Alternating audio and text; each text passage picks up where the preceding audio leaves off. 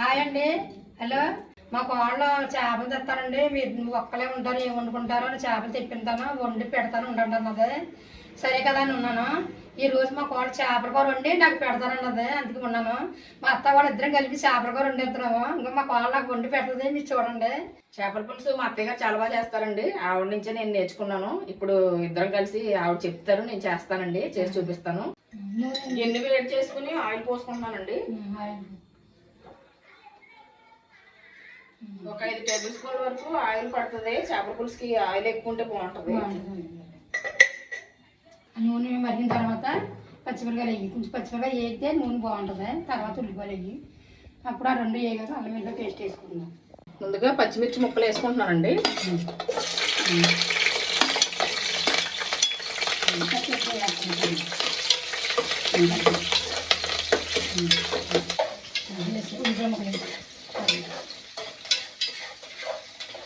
ఇలా ఒక 20-30 సెకండ్ల పాటు ఫ్రై చేసుకున్నాక ఉల్లిపాయ ముక్కలు కూడా వేసేసుకుందాం.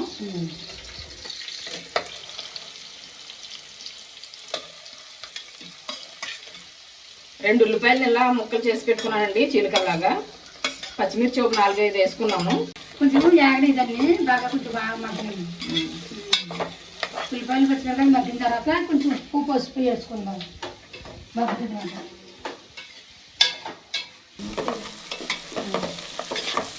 దీనిలో కొద్దిగా పసుపు వేసుకుందాం.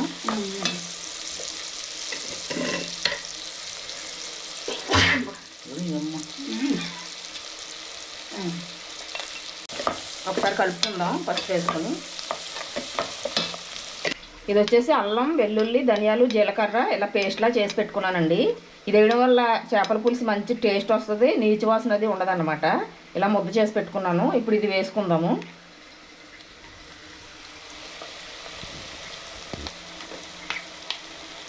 మూడు స్పూన్లు వేసుకున్నానండి. గ్రేవీ బాగుంటుంది చిక్కగా దీనివల్ల.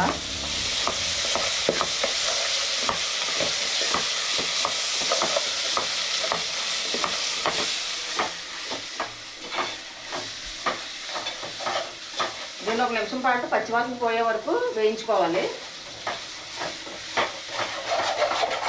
కలుపుకుంటూ ఉండాలండి, లేకపోతే అడుగు పట్టేస్తుంది అల్లం వెల్లుల్లి పేస్ట్.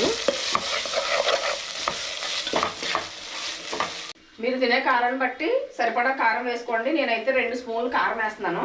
చేపల పులుసుకి కారం కూడా ఎక్కువ పడుతుందండి. కారం వేసుకుంటేనే బాగుంటుంది. కొంచెం స్పైసీగా ఉంటే పులుసు బాగుంటుంది. ఇది వచ్చేసి 2 కేజీల శీలావతి చేప అండి. దీన్ని ఇలాగా ముక్కలు కొట్టించి తెచ్చేసామండి మార్కెట్లో. ఇప్పుడు దీని ఇంటికి తెచ్చిన తర్వాత 4-5 సార్లు ఉప్పు వేసి వాటర్తో నీట్గా కడిగి పెట్టుకున్నాను పక్కన. ఇప్పుడు దీనిలో ఈ చేప ముక్కలు వేసేసుకుందాం.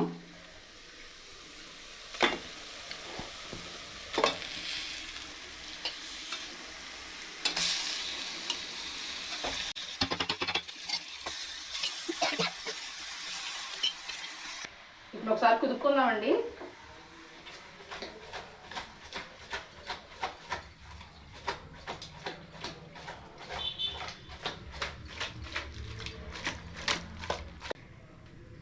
మీరు కుదపండి ఒకసారి.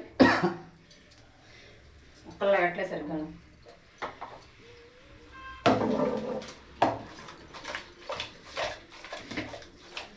కొంచెం కారం సాగు, కొంచెం కారం తల్లి, కొద్దిగా ఈ కారం సించే పులుసు చేస్తాం కదా, టేస్ట్ తీపి వచ్చేది.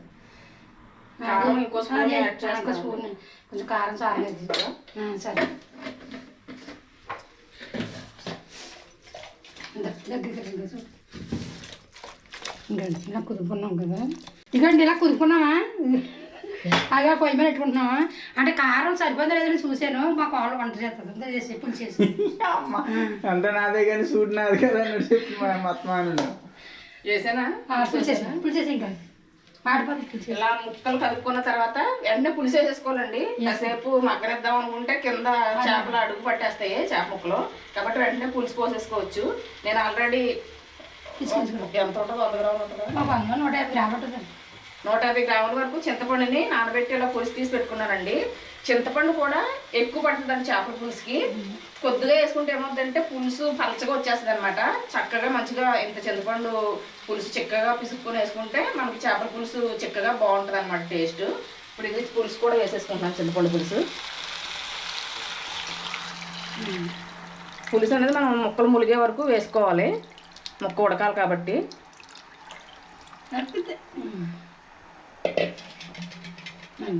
దాన్ని ఇప్పుడు కలుపు. దీన్ని కొద్దిగా ఫస్ట్ స్టార్టింగ్లోనే కాబట్టి కొంచెం కలుపుతున్నానండి గరిటతో, ఇంకా తర్వాత గరిటె పెట్టకూడదు, ముక్కలు విడిపోతాయి.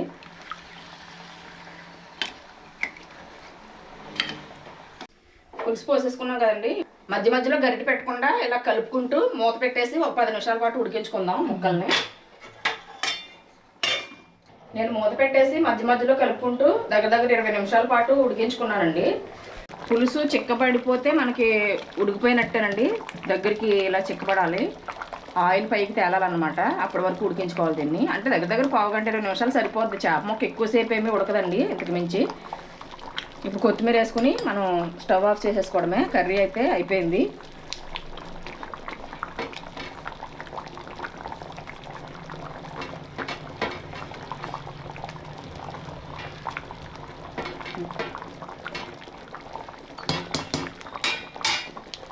ఉప్పు కారం అన్నీ సరిపోయినాయండి నాకు. టైంలో ఒకవేళ మీరు చెక్ చేసుకుని ఏమన్నా అవసరం అనుకుంటే కనుక వేసుకోవచ్చు. వేసుకుని ఒక 2 నిమిషాల పాటు ఉడికించుకుంటే సరిపోద్ది.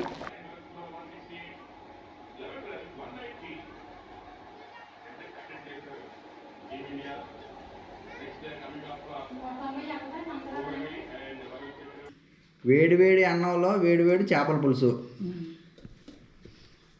నేను అత్త కోళ్ళు ఇద్దరు కలిసి వండారు. ఇప్పుడు తిని టేస్ట్ ఎలా ఉంది చెప్తాను. ఓకే ఫుల్ చూడండి, 3 ముక్కలు చెట్టింది మా వాళ్ళ. 3 ముక్కలు తినేస్తున్నాను, మా అబ్బాయిని టేస్ట్ చేసేస్తున్నాను. హలో, బాగుందమ్మా, సూపర్గా ఉందా? ఇప్పుడు బాగుంది కూర, అన్ని పట్టుబట్లు సరిపోయి బాగుందా? సూపర్గా ఉందా? ఫుల్ కూర చాలా ఎక్సలెంట్గా వచ్చింది.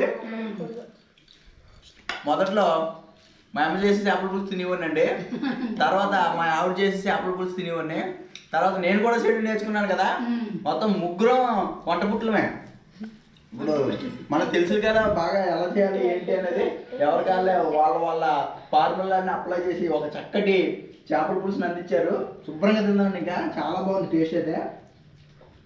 మసాలా చేశారు కదా, మనకి చేపల పులుసు రుచిగా ఉండడానికి మెయిన్ ఏంటంటే చింతపండు పులుసు అనేది చిక్కగా వచ్చేలా చేసుకోవాలి, అంతే కదమ్మా. ఆ చిక్కదనం వల్ల టేస్ట్ వస్తుంది చేపల పులుసుకి. పలచగా అయిపోతుంది, అది కొంచెం పెద్ద బాగోదు. పులుపు ఎక్కువ వద్దని చెప్పేసి పలచగా పిండుతారు. పిండి చూడండి, చిక్కగా వేసుకొని దాన్ని బాగా మరిగించి చేస్తే బాగుంటుందండి టేస్ట్. చేపల పులుసు చాలా బాగుందమ్మా.